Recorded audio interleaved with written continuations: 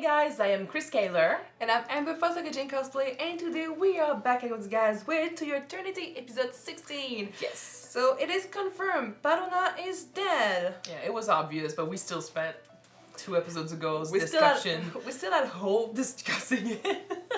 Well, I mean, I did not have much hope, but yeah, you almost convinced me that maybe there was a chance, and there was not. So Polona's dead. Fushi's still trying to understand, what a meaningful death means, what death means to humans, people that face that possibility every day. And don't come back from it. Huh? Yes, and I think he's trying to understand sacrifice a little better, and maybe that's gonna help him deal with the guilt of losing his loved ones because, they died because they wanted to protect people, like they had a reason, so it's not completely meaningless.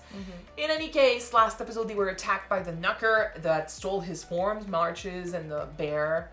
And Gugu. Eventually he also stole Gugu and the mole. Yep. Eventually the community teamed up with Fushi, even though he didn't want to. He wanted them to leave because he was afraid they were gonna die, but they ignored him and they banded together because let's be real, the Knucker was also attacking their home, so... But they managed to destroy it. Yeah, thanks to everybody's help. Yeah, so, he's trying to learn, he's gonna learn sense of community. Friendship is a thing he knew, but he's afraid of getting his friends killed now. So maybe now he's gonna start seeing it another way, like the more you ally yourself with people, the more you trust others to help you fight, the more chances you have of getting out of this situation alive, So, I loved last episode, and now we have one last fight to do at the tournament. It's probably going to be against that woman from before. Yeah. I forgot her name, so yeah. Crazy woman. Her. The one with the scars. Yep. And I'm looking forward to that, but I'm also a bit afraid of what's going to happen. So, let's jump in this episode and see where they go. Don't forget to subscribe if you want to know when these episodes come out. Check out our Patreon for the full reactions, and let's go!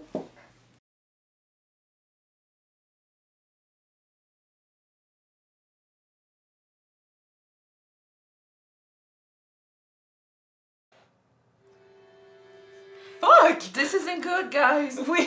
Okay, so, what now? I did have a feeling, they were way too happy about a potential, let's leave the island together after this, so I did feel like nothing was gonna go as planned. For her to actually win, though, I thought... Whenever things go as planned. But, I thought it was more gonna be like, we defeat her, and then something happens that stops us from having them leave, But we didn't win, so what does she do? She might decide to kill everybody on this island. To be fair, Fushi can just stick around and do another tournament, But yeah, she could, depends on what she does, but she's lost it. She did say that death is a form of freedom, so yeah, she's crazy. I'm scared. She was crazy already, when she figured out that Fushi was immortal, she was already losing it.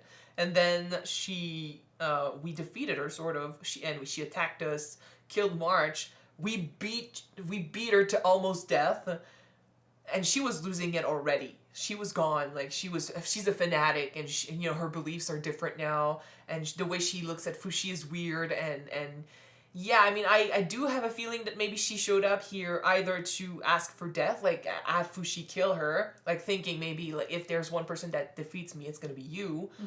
But then the way she took down Fushi, maybe it was in order to gain back the control that she lost because he defeated her before. He didn't kill her. She knows that Fushi is immortal, some sort of god, and by defeating this god... Yeah, she makes herself, bigger.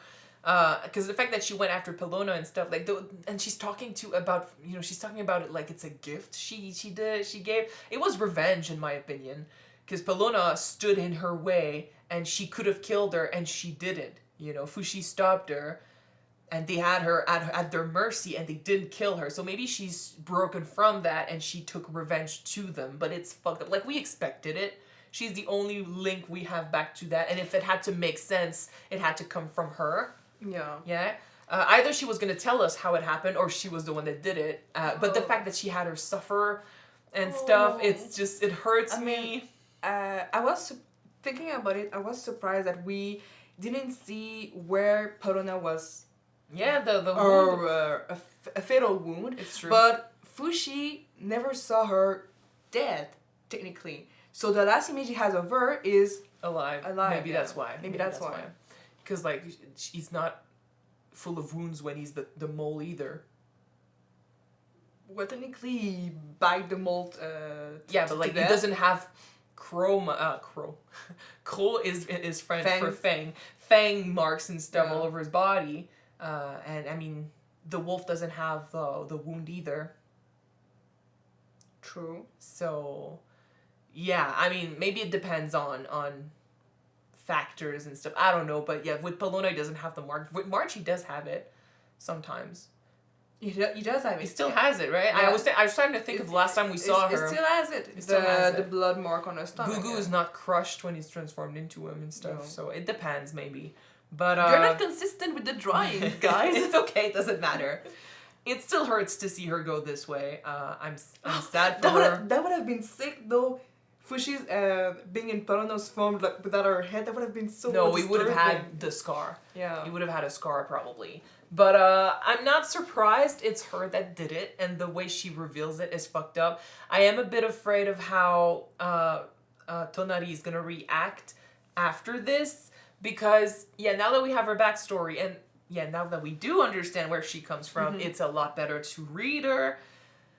Makes a lot of sense. Like, we knew there was a reason for her action and stuff, and we were putting it on, the harshness of the island and stuff. So we always understood that there's a reason why she's like this.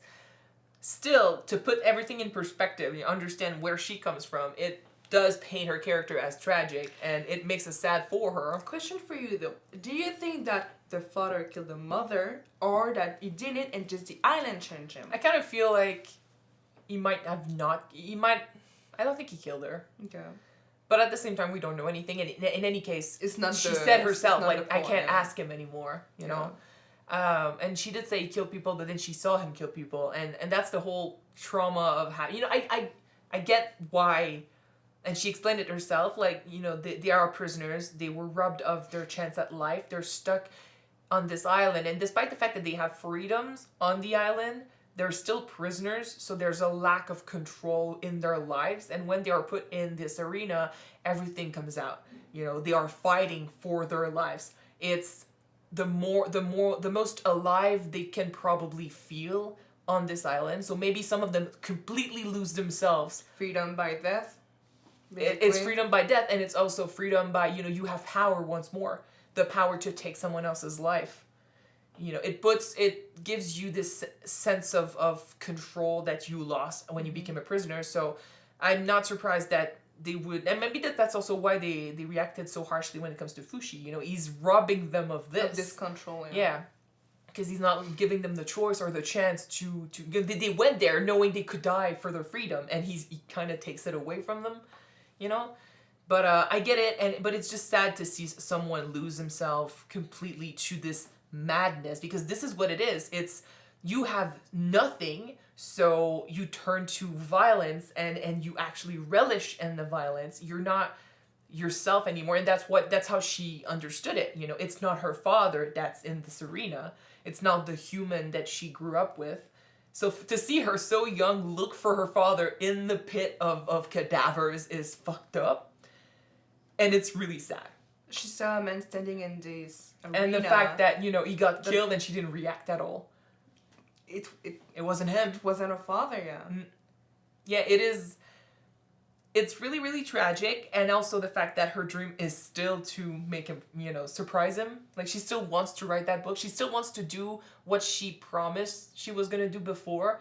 So she keeps a part, and to me that says that there's a part of that little girl that's still alive in there, and that's important because that's what happened to her father. Like, he lost that part of him that kept him human.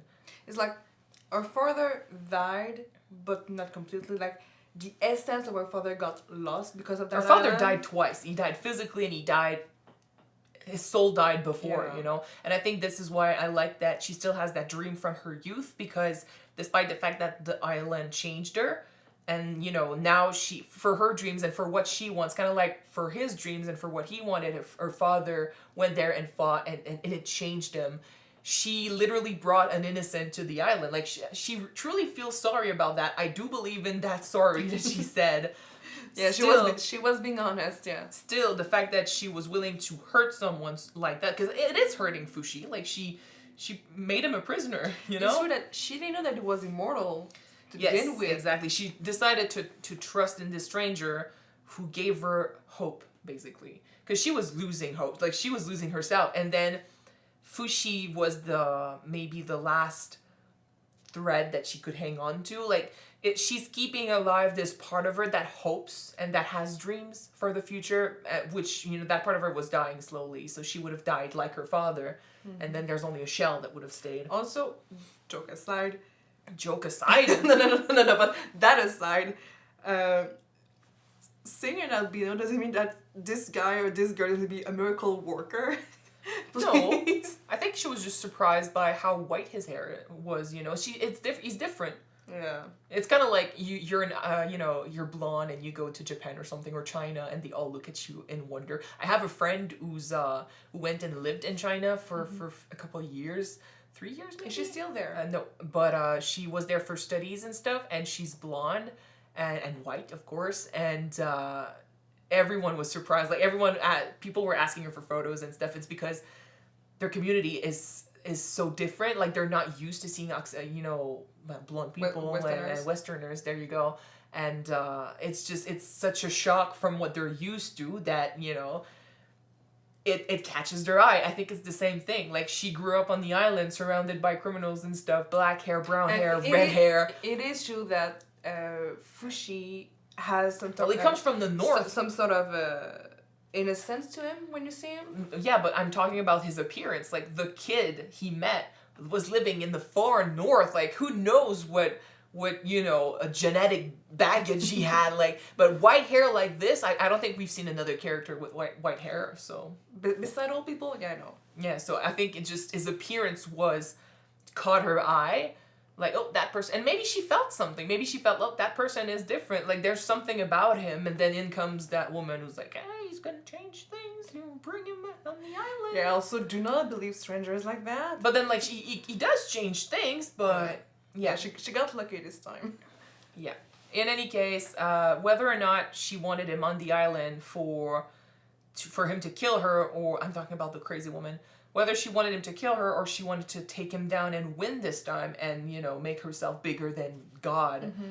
Doesn't matter. We still need to take her down. But I do hope he doesn't lose himself in the anger, because Tonari is going to start associating Fushi with her father, and like, don't lose yourself in that.